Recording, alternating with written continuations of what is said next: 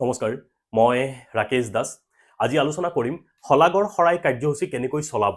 আজি ইয়াৰ ওপৰত আজিৰ এই ভিডিঅ'টোত আলোচনা কৰিব বিচাৰিছোঁ। আজিৰ এই ভিডিঅ'টো বনোৱাৰ কাৰণ হ'ল মোক দুই এজনে ৰিকুৱেষ্ট কৰিছে বা লিখিছে কমেণ্টত যে শলাগৰ শৰাই কাৰ্যসূচীটো কেনেকৈ চলাব লাগে ইয়াৰ ওপৰত এটা ভিডিঅ' বনাই দিব লাগে।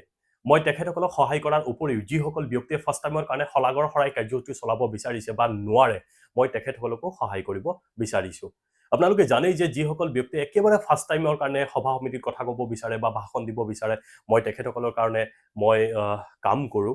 আৰু আপোনালোকে ভিডিঅ'বোৰ কেনে পায় আপোনালোকে কাইণ্ডলি এবাৰ যদি কমেণ্ট কৰি জনায়, তেতিয়াহ'লে মই যথেষ্ট পৰিমাণে ভিডিঅ' বনাবৰ কাৰণে মোক এটা পজিটিভ এনাৰ্জি পাম বুলি মই ভাবিছোঁ।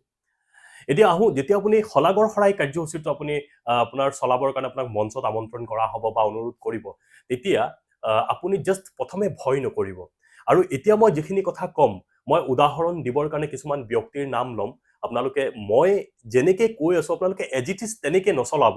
আপোনালোকে অলপ সাল সলনি কৰি ল'ব। জাষ্ট মই আইডিয়াটোহে দি আছোঁ যে আপুনি আৰম্ভণিটো এনেকুৱা কৰিব। এতিয়া ধৰক মই কোনোবা ব্যক্তিৰ নাম ল'ম বা কোনোবা ক্লাবৰ সৌজন্যত অনুষ্ঠিত আজিৰ এই সভা, মই যিকোনো নাম ল'ব পাৰোঁ। আপোনালোকে জাষ্ট সাল সলনি কৰি ল'ব। জাষ্ট মই উদাহৰণ দিবৰ কাৰণেহে মই নামখিনি ল'ম।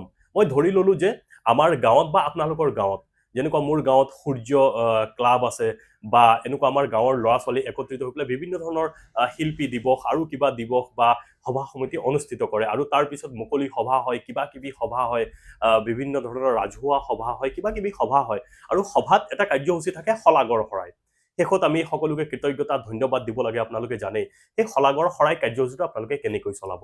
মই উদাহৰণ দিবৰ কাৰণে যে আমাৰ গাঁৱত পলাশপথাৰ মোৰ গাঁৱৰ নাম, আৰু পলাশপথাৰ যুৱক সংঘৰ সৌজন্যত মানে আয়োজিত আজিৰ এই সভাত আপোনালোকে আৰম্ভণিটো এনেকৈ কৰিব যে পলাশপথাৰ যুৱক সংঘৰ সৌজন্যত আজি অনুষ্ঠিত আজিৰ এই সভাত মঞ্চত উপবিষ্ট গণ্যমান্য ব্যক্তিসকল আৰু মোৰ সন্মুখত আসন গ্ৰহণ কৰা সকলোকে পলাশপথাৰ যুৱক সংঘৰ তৰফৰ পৰা আন্তৰিক শ্ৰদ্ধা বা মোৰ ভক্তিভৰা শ্ৰদ্ধা বা মোৰ প্ৰণিপাত জনাইছোঁ। আপোনালোকে এনেকৈ কথাখিনি ক'ব আপোনালোকে।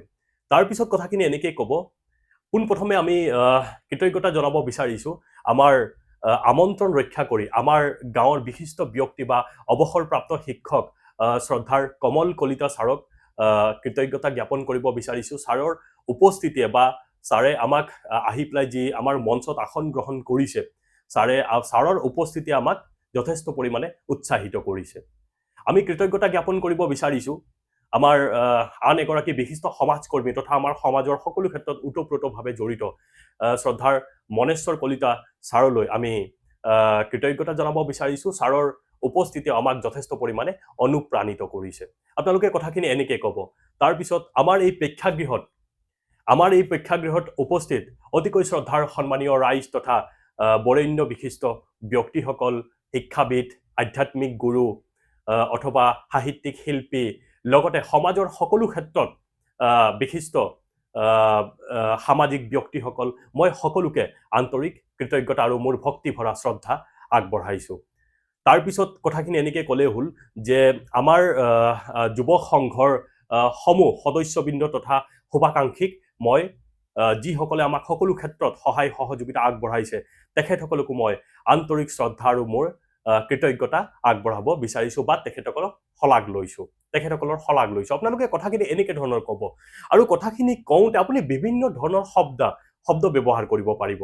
বহুতক আপোনালোকে ক'ব যে মোৰ শ্ৰদ্ধা বা তেখেতলৈ মোৰ শ্ৰদ্ধা বা মোৰ সেৱা আগবঢ়াইছোঁ বা তেখেতলৈ সকলো ক্ষেত্ৰত বা আৰ্থিক দিশত আমাক যেনেধৰণে সহযোগিতা আগবঢ়াইছে তেখেতলৈ আমি কৃতজ্ঞতা আগবঢ়াইছোঁ বা কৃতজ্ঞতা জনাইছোঁ বা মোৰ আন্তৰিক শ্ৰদ্ধা নিবেদিছোঁ। আপুনি যেনেকুৱা ধৰণৰ শব্দ আপোনালোকে ব্যৱহাৰ কৰিব বিচাৰে আপোনালোকে ব্যৱহাৰ কৰিব বিচাৰিব। ডেট মিনছ শলাগৰ শৰাই কাৰ্যসূচীটো মানে হ'ল যিসকল ব্যক্তিয়ে নিজৰ বহুমূলীয়া সময় মানে নষ্ট কৰি পেলাই আমাৰ সভাখনত আহি পেলাই আমাক সময় দিছে, তেখেতসকলক ধন্যবাদ জ্ঞাপন কৰিব লাগে, কৃতজ্ঞতা জ্ঞাপন কৰিব লাগে বা শ্ৰদ্ধা নিবেদিব লাগে। এইখিনি কথাই শলাগৰ শৰাত আপোনালোকে ক'লেও হ'ল। শেষত জাষ্ট এইখিনি কথা কৈ পেলাই বিশেষকৈ উদযাপন সমিতিৰ বা যিসকল যুৱ সংঘৰ বা সূৰ্য ক্লাব বা যি মই উদাহৰণ দিবৰ কাৰণে কৈ আছো যুৱক সংঘৰ সকলো সদস্যবৃন্দক বিশেষভাৱে দিনে ৰাতিয়ে সেই সভাখন সাফল্যমণ্ডিত কৰিবৰ কাৰণে যেনেধৰণে আপোনালোকক সহযোগিতা কৰিছে বা আগবঢ়াইছে তেখেতসকলক বিশেষভাৱে ধন্যবাদ বা কৃতজ্ঞতা আগবঢ়াব আৰু যিসকলে আৰ্থিকভাৱে সহযোগ বেছিকে কৰিছে তেখেতসকলে বা আপোনাৰ সভাখন বিশেষকে সাফল্য কৰিবৰ কাৰণে কিছুমান ব্যক্তিয়ে পৰামৰ্শ দিয়ে দূৰৰ পৰা এনেকুৱা কৰিলে ভাল হয় এনেকুৱা কৰিলে ভাল হয় তেখেতসকলকো আপোনালোকে ধন্যবাদ আৰু কৃতজ্ঞতা জ্ঞাপন কৰিব আৰু আপোনালোকে যদি এনেকৈ কথাখিনি কয় মই ভাবো আপোনালোকে এটা সময়ত সুন্দৰকৈ শলাগৰ শৰাই কাৰ্যসূচীটো চলাব বিচাৰিব শেষত এটাই কথা কওঁ যে সভা সমিতি চলাবৰ কাৰণে এটা ৰিচাৰ্চৰ মতে মই আগৰ ভিডিঅ'খিনিতো কৈছো যে প্ৰথমটো 55% আপোনাৰ বডি লেংগুৱেজৰ ওপৰত ডিপেণ্ড কৰিব আপোনাৰ যি শাৰীৰিক ভংগিমাৰ ওপৰত আপোনাৰ ভাষণ ডিপেণ্ড কৰিব দ্বিতীয়তে হ'ল 38% আপোনাৰ টিউনৰ ওপৰত আপুনি যেনেকুৱা সুৰত কথাখিনি ক'ব এই সুৰৰ ওপৰত ডিপেণ্ড কৰিব আৰু 7% ভাষণ ডিপেণ্ড কৰিব আপোনাৰ শব্দবোৰৰ ওপৰত আপুনি শব্দবোৰ কওঁতে খুব ক্লিয়াৰলি ক'ব আৰু ফাৰ্ষ্ট টাইম আপুনি বেছি দীঘলীয়া নকৰিব আপুনি অলপ শৰ্টকে ক'ব বিচাৰিব যাতে শৰ্টকে ক'লে আপুনি সুন্দৰকে কম সময়ত শেষ কৰিব পাৰে আৰু লাহে লাহে আপুনি যদি এনেকৈ ট্ৰাই কৰিব তেতিয়াহ'লে আপুনি এটা সময়ত সুন্দৰকৈ ক'ব পাৰিব আৰু ফাৰ্ষ্টতে আপুনি যদি প্ৰথমতে যদি আপুনি বেছি দীঘলীয়া কৰিব বিচাৰে হয়তো আপুনি নাৰ্ভাছ হৈ যাব বা আপুনি যিখিনি ঘৰৰ পৰা ভাবি আহিছে সেই কথাবোৰ সম্পূৰ্ণ পাহৰি যাব পাৰে সেইকাৰণে শলাগৰ শৰাই কাৰ্যসূচী একদম চিম্পুল ইয়াৰ অৰ্থ হ'ল মানুহখিনিক ধন্যবাদ দিব লাগে যিখিনি মানুহ আপোনাৰ সভা সমিতিক মানে আহি পেলাই বহিছে বা আসন গ্ৰহণ কৰিছে ভাষণ দিছে কথা বতৰা পাতিছে আপোনাৰ পৰামৰ্শ দিছে সেই মানুহখিনি যে ইমান কষ্ট কৰি পেলাই আপোনাৰ আমন্ত্ৰণ ৰক্ষা কৰি পেলাই আহি পেলাই বহিছে তেখেতসকলক জাষ্ট ধন্যবাদ দিব লাগে এইখিনিয়ে শলাগৰ শৰাই আৰু আপোনালোকে অলপ মডিফাই কৰি ল'ব আৰু বিভিন্ন ধৰণৰ ভাল যেতিয়া ব্যক্তি আছে আৰু এটা টিপছ দিওঁ মই কেতিয়াবা যেতিয়া এনেকুৱা কাৰ্যসূচী চলি থাকে ভাল ব্যক্তিয়ে যেতিয়া ভাষণ দিয়ে আপোনালোকে এটা কাম কৰিব এটা মোবাইলত ধৰক ৰেকৰ্ডিং কৰি ল'ব ৰেকৰ্ডিং কৰি পেলাই এবাৰ দুবাৰ শুনিলে বা এনেকুৱা ইউটিউবত যদি বিচাৰে আৰু ভাল এনেকুৱা মানুহ আছে তেখেতসকলৰ কথাখিনি শুনি পেলাই আপোনালোকে যদি এবাৰ দুবাৰ প্ৰেক্টিছ কৰে মই ভাবো আপোনালোকে এটা সময়ত খুব সুন্দৰকে এই শলাগৰ শৰাই কাৰ্যসূচী চলাব পাৰিব আশা কৰো আজিৰ এই ভিডিঅ'টো আপোনালোকক কিছু পৰিমাণে হ'লেও সহায় কৰিব ধন্যবাদ